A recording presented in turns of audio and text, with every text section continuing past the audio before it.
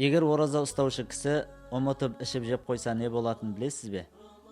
Олай болса, мына хадиске назар аударыңыз.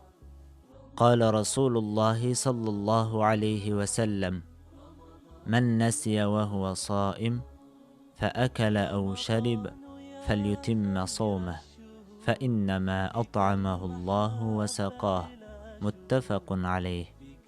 İmam Buxari мен Müslim'den жеткен хадисте Алла елшісі саллаллаху алейхи вассалам былай деген: ораза ұстаушы кісі ұмытып ішіп жесе, оразасын жалғастырсын.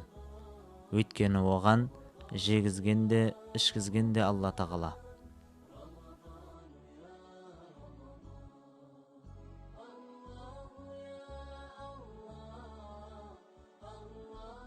Алла тағала баршаларымыздан ұстап жатқан оразаларымызда, оқып жатқан тарауих намаздарымызда, жасап жатқан ізгі амалдарымызды қабыл етсін, және де ұмытып істеген күнә қателіктеріміз болса, өзі кешірсін.